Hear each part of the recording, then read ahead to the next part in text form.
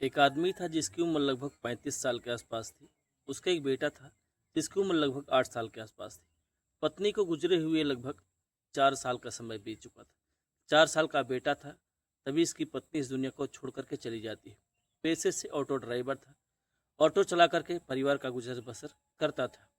रोज सुबह होती तो सुबह जो ऑटो था उसको लेकर के रेलवे स्टेशन के पास पहुंच जाता और वहां से सवारियां मिल जहाँ के लिए मिलती वहां लेकर के उनको छोड़ता और जो कुछ उससे कमाता था अपने बेटे और अपना खर्च, यही उसकी रूटीन थी, यही उसकी दिनचर्या थी। वो ऑटो से ही पूरे परिवार का भरण पोषण करता था।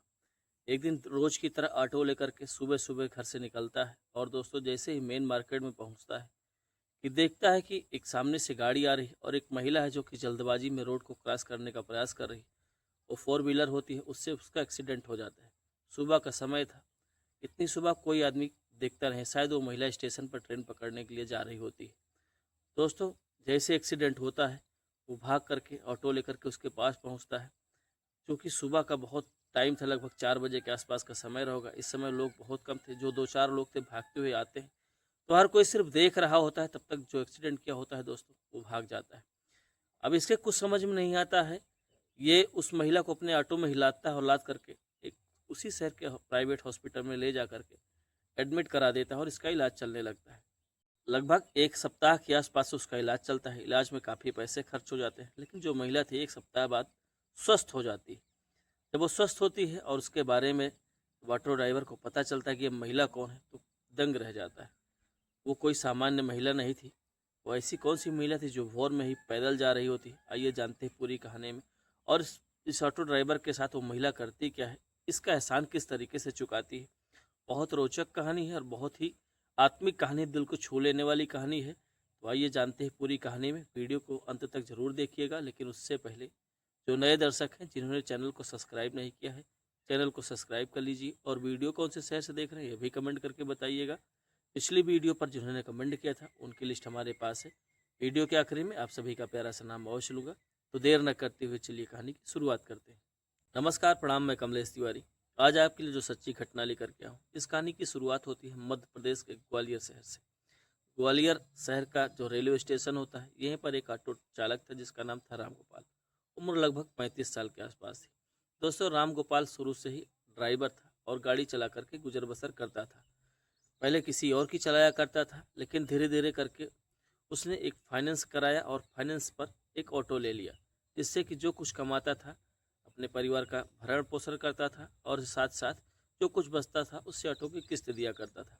परिवार में सब कुछ बहुत अच्छा चल रहा होता है। बेटा था एक। लेकिन दोस्तों कहते हैं जब किसी के परिवार में दुखों का पहाड़ आता है तो आदमी पूरी तरीके से टूट जाता है। कुछ ऐसा ही हुआ राम गोपाल के साथ। दरअसल जब बेटा हुआ उसके 4 साल बाद राम गोपाल की पत्नी अचानक बीमार हो जाती है। बीमार होने के बाद गांव के लोग बोले कि इसको भूत पकड़ा है, प्रेत पकड़ा है। ओझाई बदाई के चक्कर में दोस्तों इसका समुचित इलाज नहीं करा पाता है। एक दिन ऐसा समय आता है कि इसके जो मर्ज होता है वो जीत जाता है और राम गोपाल की पत्नी दुनिया छोड़ करके चली जाती है। उस वक्त राम गोपाल का जो बेटा था मात्र 4 साल का था। राम गोपाल के आंखों के सामने मानो अंधेरा सा छा जाता है। एक 4 साल का बेटा, ऊपर से पत्नी का जाने का गम, ढेर सारी जिम्मेदारियां।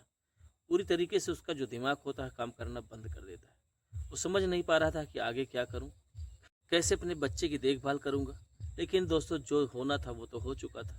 बस एक ही रास्ता था कि आने वाले समय में बेटी की अच्छी सी परवरिश, पढ़ाई लिखाई और आमदनी, इन 3 चीज़ पर ध्यान देना था। किसी तरीके से पत्नी का जो क्रियाकर्म होता है वो सब कुछ करता है। लगभग 1 महीने तक पत्नी के गम में बैठा रहता है, काम करने का मन नहीं करता था।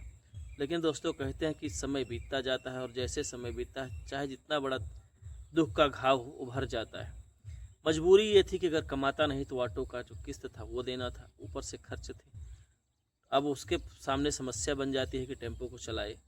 अब एक बेटा था तो बेटे को क्या करता है, अपने माँ बाप के पास छोड़ देता है और अपनी माँ से कहता है कि आप इसका ध्यान रखिएगा और मैं ऑटो चलाऊंगा। और जो दिन में जाता था अब मैं सुबह जाऊंगा और 11-12 बजे तक दोपहर को चला करके वापस आ जाऊंगा और शाम को फिर जाऊंगा। ज़्यादा से ज़्यादा मैं रात को ऑटो चलाऊंगा, क्योंकि रात को जब ट्रेन आती थी तो जो सवारियां मिलती थी उनको छोड़ने का काम करता था। तो अक्सर रात में जो सवारी आती थी बुकिंग कर लेती थी, या कभी कभी ऐसा हो जाता था कि कुछ लोग मजबूरी में फंस जाते थे तो उनको छोड़ देता था, पैसे मिल जाया करते थे मन मुताबिक। इस वजह से जो है वो रात में चलाने का फ़ैसला ले लेता है। दोस्तों भोर के लगभग 4 बजे के आसपास का समय रहा होगा। ऑटो लेकर के स्टेशन की तरफ जा ही रहा होता है। चौराहे के पास जैसे पहुंचता है कि अचानक एक महिला कार से टकरा जाती है, और जिस कार से टकराती है, कार टक्कर मारने के बाद इतनी तेज भागती है कि उसका कोई अता पता नहीं चलता। रामगोपाल की आंखों के सामने ये सारी घटना होती है। उससे बर्दाश्त नहीं होता, क्योंकि उसने अपनी ज़िंदगी में पत्नी को खोया था। इस वजह से उसको लगा कि सबसे पहले इंसानियत कहती है कि इसकी जान बचाई जाए। दोस्तों भाग करके ऑटो ले करके जाता है, उस महिला के बगल में खड़ा करता है और उसको उठा करके ऑटो में बिठाने का प्रयास करता है। 2-4 लोग होते हैं, क्योंकि सुबह का टाइम था। जो लोग टहलने निकले थे वही लोग थे। वो लोग सिर्फ देख रहे थे, कोई मदद के लिए सामने नहीं आया। वो भी अपनी आंखों से देख ही रहा होता है, तभी जा करके उसको उठा करके ऑटो में लिटाता है और लिटा करके उसी शहर के एक प्राइवेट हॉस्पिटल में ले जा करके एडमिट कराता है। महिला को काफ़ी चोटें आई होती हैं। वहाँ का जो डॉक्टर होते हैं वो इसको इमरजेंसी में एडमिट करते हैं और इसका ट्रीटमेंट चालू करते हैं। दोस्तों ट्रीटमेंट चालू तो हो जाता है। अब जो डॉक्टर होते हैं कहते हैं कुछ पैसा एडवांस जमा करिए। राम गोपाल के पास इतने ज़्यादा पैसे थे नहीं, तो राम गोपाल ने कहा कि देखिए आप पैसे के लिए इलाज मत रोकिएगा, फिलहाल अभी मेरे पास पैसे नहीं हैं, आप मुझे टाइम दीजिए, मैं 10 बजे के आसपास आपको कुछ पैसे ला करके जमा करता हूँ, आप इलाज करते रहिए। डॉक्टर कहते हैं ठीक है कोई बात नहीं। डॉक्टर भी बहुत अच्छे थे, अपना काम करते हैं, ट्रीटमेंट चालू कर देते हैं। 10 बजे के आसपास ये बैंक जाता है। जब बैंक खुलती है वहाँ से जाता है, कुछ पैसे निकाल करके ले आता है और हॉस्पिटल में जमा कर देता है। इधर इलाज चल रहा होता है। दोस्तों महिला को काफ़ी गंभीर चोट आई होती। महिला का जो मोबाइल था वो भी टूट चुका था। कोई अता पता नहीं था उस महिला का, कोई जानकारी लेने वाला नहीं था कि महिला कहाँ की है, किसकी है, घर की है। वो दोस्तों लगभग 1 सप्ताह तक हॉस्पिटल में एडमिट रहती है। 1 सप्ताह बाद जब वो पूरी तरीके से स्वस्थ होती है, थोड़ा सा बोलने उलने लगती है, तो पता चलता है कि उस शहर से लगभग 7 किलोमीटर दूर उसका गाँव होता, जो कि ट्रेन पकड़ने जा रही होती है, और इतनी जल्दबाजी में थी कि सामने से कार उसको टक्कर मार करके भाग जाती है। महिला बताती है कि मैं विधवा महिला हूँ, मेरी 2 बेटियाँ हैं, बेटे एक भी नहीं। ये सुनकर के कहीं न कहीं रामगोपाल को लगने लगा कि मैं ही बेसहारा था, लेकिन ये तो मुझसे भी बेबस और लाचार महिला है, इसका तो कोई भी नहीं है। शायद कि इसकी ज़िंदगी में भगवान ने हमको सिर्फ मदद करने के लिए भेजा था। मेरी पत्नी गुजर चुकी थी। दोस्तों रामगोपाल जब पूरी कहानी सुनता है तो उसको अपनी पत्नी की याद आ जाती है और अपने बच्चे की। उसने सोचा कि जो मैंने कुछ किया बहुत अच्छा किया। जो कुछ पैसे उसके इलाज में खर्च किया था उसका अफसोस बिल्कुल न था। दोस्तों रामगोपाल जब 1 सप्ताह बाद वो स्वस्थ हो जाती है तो उसको अपने ऑटो में बिठाता और बिठा करके उस महिला के घर ले जा करके छोड़ता है। जब उसके घर के पास पहुंचता है तो देखता है दोस्तों घर तो बड़ा आलीशान बना है। ये देख करके रामगोपाल सन्ने रह जाता है कि घर तो इतना हाहाहुद बना है, ऊपर से विधवा है, ये बता रही कि मेरे पति नहीं है। दोस्तों रामगोपाल उसके घर के सामने ऑटो खड़ा करता है, उस महिला को उठाता है और उठा करके उसका हाथ पकड़ के उसके घर में ले जा करके छोड़ता है। दोस्तों उस घर में कोई पूछने वाला नहीं था कि तुम इतने दिन कहाँ थी, किसके साथ थी। 1 सप्ताह से गायब होने की वजह से उसके जो मायके वाले थे, उसके जो दोनों बच्चे थे उसको लेकर के चले गए थे। लोगों को लगा कि किसी किसी के साथ ये भाग गई। वो महिला सारी कहानी बताती है रामगोपाल से कि दरअसल जो मेरे पति थे वो गवर्नमेंट एम्प्लॉय थे और उनकी जगह मुझे मृतक आश्रित पे नौकरी मिली है। मेरे 2 बच्चे हैं, छोटे छोटे हैं, दोनों बेटियां हैं। एक बेटी मेरी लगभग 12 साल के है और दूसरी बेटी मेरी लगभग 4 साल के आसपास है। पति को गुजरे हुए लगभग 3 साल के आसपास हुआ है। मेरी छोटी बेटी 1 साल की ही थी तभी मेरे पति इस दुनिया को छोड़ करके चले गए। उनको एक गंभीर बीमारी थी जिसके चलते उनका निधन हो गया। दोस्तों कहीं न कहीं जो रामगोपाल थे उनको लगने लगा कि सेम मेरी कहानी है। दोस्तों दोनों में बातें होने लगती है। रामगोपाल बताता है कि मैं भी इसी दुख का मारा हुआ हूँ, मेरी भी पत्नी के साथ ऐसा हो गया, मेरी भी पत्नी इस दुनिया में नहीं है, मेरा भी एक बेटा है जो कि लगभग अब 8 साल का हो चुका है। तब वो मुझे छोड़ करके चली गई थी। दोस्तों दोनों में बातें होने लगती। वो महिला कहती कि आपने मेरी जान बचाई, मेरी ज़िंदगी में उस वक्त आप भगवान बन करके आए, शायद आप नहीं आए होते तो आज मेरे साथ पता नहीं क्या हो जाता है। मेरे बच्चे इस दुनिया में अनाथ की तरह भटकते, शायद उनका कोई न होता। मैं आपका कैसे शुक्रिया अदा करूं, मुझे समझ में नहीं आ रहा है। रामगोपाल कहता है कि इसमें शुक्रिया अदा करने की कोई बात नहीं, जो मैंने किया वो मेरा फ़र्ज था। मेरी जगह शायद कोई और होता, उसको भी ऐसा करना चाहिए था, लेकिन आजकल तो लोग वीडियो और रील बनाने के चक्कर में मदद करना भूल जाते हैं। रामगोपाल और दोनों बैठ कर के बातें करने लगते हैं। तब वो महिला कहती है कि जो मेरे बच्चे हैं पता नहीं कहाँ हैं।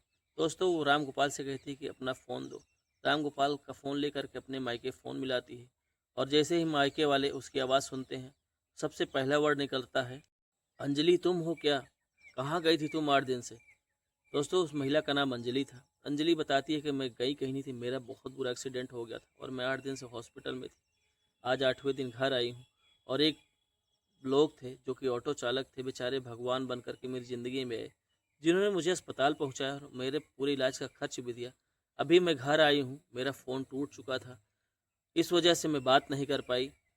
तो उसके घर वाले कहते हैं कि मुझे लगा कुछ और बात हो गई, बच्चों को लेकर के मैं घर आ गया हूँ।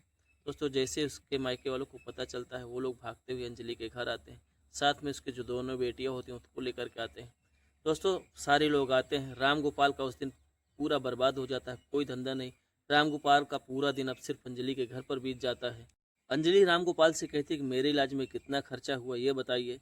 राम गोपाल कहता है कि जो होना था हो गया, क्या फ़ायदा इन सब चीज़ों को बताने से। तो अंजलि कहती है कि नहीं, मैं जानती हूँ कि तुम ऑटो चला करके किसी तरीके से अपने परिवार का भरण पोषण कर रहे हो। मुझे तो गवर्नमेंट तनख्वाह देती है और मैं जॉब भी करती हूँ, मैं किसी का हक नहीं मारूंगी। वैसे भी मैं तुम्हारी एहसानमंद रहूँगी पूरी ज़िंदगी कि मेरे और मेरे बच्चों की ज़िंदगी बचा ली। दोस्तों अंजलि उसका जो पूरा डिस्चार्ज बिल होता है वो सब फाइल उसके पास होती है। जब उसको खोल करके देखती है तो 8 दिन का लगभग 1,20,000 रुपये के आसपास इलाज का बिल बना था। जब वो 1,20,000 का बिल देखती है तो कहती है कि अब आज तो काफ़ी टाइम हो गया है, ऐसा करिए कि आप अपना नंबर दे दीजिए, कल हम मिलेंगे आपसे या किसी भी माध्यम से आपको आपका पैसा मिल जाएगा। तो राम गोपाल कहता है कि अभी आपकी जो तबीयत है पूरी तरीके से ठीक नहीं है, आप 1-2 दिन रेस्ट करिए, जब स्वस्थ हो जाइएगा तो दे दीजिएगा, कोई जल्दबाजी नहीं है। वो कहती कि ठीक है, कोई बात नहीं। दरअसल जो अंजलि का फ़ोन था वो टूट चुका था, अंजलि को फ़ोन भी चाहिए था। दोस्तों अंजलि के पास कुछ कैश पड़े होते हैं, तो जब उसके मायके वाले आए होते हैं उनसे कहती कि मुझे एक फ़ोन ला कर के दे दो, मेरा नंबर जब निकलेगा तब निकलेगा, एक मुझे अटेंडम में कोई एक सिम दे दो। दोस्तों उसके मायके वाले दुकान पर जाते हैं, फ़ोन लेकर के आते हैं और उसमें एक नई सिम लेकर के आते हैं। दोस्तों अब अगले दिन से शुरुआत हो जाती है अंजलि की और राम गोपाल की हाल चाल कैसे हो की बातें, एक दूसरे का हाल चाल पूछना। अब ये सिलसिला यूं ही चलने लगता है। लगभग 3 से 4 दिन का समय बीत जाता है। अंजलि जब पूरी तरीके से स्वस्थ हो जाती है तो राम गोपाल को फ़ोन करके अपने घर बुलाती है और उसके ऑटो में बैठ करके शहर जाती है और बैंक से पैसा निकालती है 1.5 लाख रुपए। और निकाल करके दोस्तों उससे कहती है कि ये पैसे गिनना नहीं कितने हैं, ये तुम्हारे पैसे हैं जो तुमने मेरे मदद की थी और जो मेरे इलाज में खर्च किया था। दोस्तों राम गोपाल मना कर रहा होता है लेकिन वो पैसे ज़बरदस्ती दे देती है। वो कहती है कि देखो तुम्हारी परिस्थिति बहुत अच्छी नहीं, मैं जानती हूँ, ऑटो चला करके किसी तरीके से काट कपट करके जो पैसे बचे थे वो मेरे पीछे मत खर्च करो, मेरे पास नहीं होता तो शायद मैं मजबूर होती। दोस्तों राम गोपाल पैसे ले लेता है। उसके बाद दोनों जाते हैं एक रेस्टोरेंट में, बैठते हैं, वहाँ चाय नाश्ता करते हैं। उसके बाद अंजलि कहती है कि मुझे घर छोड़ दो, काफ़ी लेट हो रहा है। राम गोपाल अंजलि को ला करके अंजलि के घर छोड़ता है, उसके बाद अपने घर आ जाता है। घर आता है, पैसे गिनता है। दोस्तों 1.5 लाख रुपए होते हैं। अंजलि को फ़ोन करके कहता है कि तुमने इसमें 30,000 रुपये ज़्यादा दे दिए हैं। तो अंजलि ने बोली को 30,000 रुपये तुम्हारे नहीं, जो तुम्हारा बेटा है उसके लिए मेरी तरफ से एक छोटा सा उपहार है, उपहार समझ करके रख लीजिएगा, वापस करने की गलती मत करिएगा। दोस्तों वो मजबूर हो जाता है, वो रख लेता है। उसके बाद दोस्तों अब यहीं से अंजलि और राम गोपाल के बातों का सिलसिला बढ़ने लगता है। ज़्यादा से ज़्यादा वक्त दोनों एक दूसरे के साथ बिताने लगते हैं। अंजलि को कहीं जाना होता तो राम गोपाल को फ़ोन कर देती, राम गोपाल जो है उसको ऑटो में बिठाता, लेकर के जाने लगता है। अब दोस्तों इनकी जो बातों का सिलसिला होता है बढ़ते बढ़ते कब दोनों में नज़दीकियाँ बढ़ जाती हैं और दोनों एक दूसरे को पसंद करने लगते हैं, पता ही नहीं चलता। लगभग 1 साल तक सिलसिला चलता है, लेकिन 1 साल के बाद ये लोग रिलेशन में आ जाते हैं और रिलेशन में आने के बाद कहीं न कहीं अंजलि को भी महसूस होने लगा था कि राम गोपाल मेरी ज़िंदगी के लिए बेहतर है और बिना पति के जो है मेरी ज़िंदगी बीतेगी नहीं। 2 बच्चे हैं, उनकी ज़िम्मेदारी कौन उठाएगा। राम गोपाल को भी कहीं न कहीं एक जीवन साथी की ज़रूरत महसूस हो रही थी, क्योंकि एक बेटा था जो कि अनाथ था, उसकी देख रेख करने वाला। दोस्तों एक दिन दोनों बैठे होते हैं और बात कर रहे होते हैं, तभी राम गोपाल अंजलि से कहता है कहीं न कहीं मुझे ऐसा लगता है कि शायद हम दोनों एक दूसरे के लिए बने हैं। तो अंजलि कहती है मुझे भी ऐसा लगता है, अब मेरा दिल करता है हम लोग एक साथ रहें।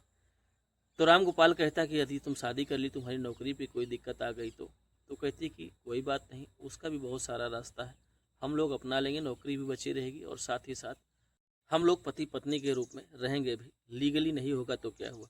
ये लोग दोस्तों जाते हैं मंदिर में, शादी कर लेते हैं। कोर्ट मैरिज नहीं करते हैं और लीगल तरीके से छुप करके पति पत्नी के साथ जो रिश्ता होता है जीवन साथी के रूप में रहने लगते हैं। अब दोस्तों कहीं ना कहीं जो राम गोपाल था अंजलि को पा करके बड़ा खुश था, अंजलि भी राम गोपाल को पा करके बड़ी खुश थी। जहाँ 2 बच्चे थे अब 3 बच्चे हो जाते, तीनों में बहुत प्रेम था, तीनों खूब साथ में खेला करते थे, साथ में पढ़ाई करने जाया करते थे। दोस्तों राम गोपाल बहुत ख्याल रखता था अंजलि का, अंजलि भी राम गोपाल से बहुत प्रेम करती थी। दोनों का जो बिछड़ा हुआ अधूरा जीवन था वो दोस्तों यही से राम गोपाल की भी ज़िंदगी सुधर जाती है, अंजलि की भी ज़िंदगी सुधर जाती है और जो बच्चे अनाथ की तरह ज़िंदगी जी रहे होते हैं उनकी भी अच्छी हो जाती है, अच्छे स्कूल में एडमिशन हो जाता है, सब पढ़ने लिखने लगते हैं। इसीलिए कहते हैं कभी कभी ज़िंदगी में कोई अनजान व्यक्ति ऐसा बन कर के आ जाता है जो भगवान से कम नहीं होता है। शायद उस दिन राम गोपाल मौके पर नहीं पहुंचता तो अंजलि के साथ कुछ भी हो सकता था। जो 2-4 लोग थे सिर्फ तमाशा देख रहे थे, वीडियो बना रहे थे, किसी की हिम्मत नहीं पड़ी कि एम्बुलेंस बुला करके कम से कम इसको सरकारी अस्पताल में ही एडमिट करा दिया जाए, इसका इलाज चले। तो दोस्तों हमेशा अगर कोई ऐसी घटना होती है या कोई ऐसा व्यक्ति है जो बेबस और लाचार है जिसको मदद की सही ज़रूरत है, ऐसे लोगों को मदद करना चाहिए और हमेशा मदद के लिए आगे आएँ। कभी भी किसी के साथ कुछ भी हो सकता है। तो आज की कहानी कैसी लगी कमेंट करके ज़रूर बताइएगा।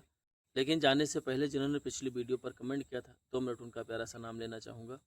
रामानुज पांडे धनबाद झारखंड से, दिलीप राजपूत खंडवा गोकुल गांव से, ईश्वर सिंह, ददन पटेल, कुमार नरेंद्र देव जहानाबाद बिहार से, पीएन तिवारी जी बलिया उत्तर प्रदेश से, रहमुद्दीन नीलेश हैदराबाद से, इमरान अली गोपीगंज से, राहुल राजभर, शैलेश सिंह, सुबोध सिंह मुजफ्फरपुर से, यशवीर सिंह और चंदन राम गुड़गांव से। आप सभी ने वीडियो पर इतना प्रेम और स्नेह दिया, ऐसे ही प्रेम और स्नेह बनाए रहें। कल मिलूंगा एक नई कहानी के साथ। आज की कहानी में बस इतना ही। धन्यवाद, नमस्कार।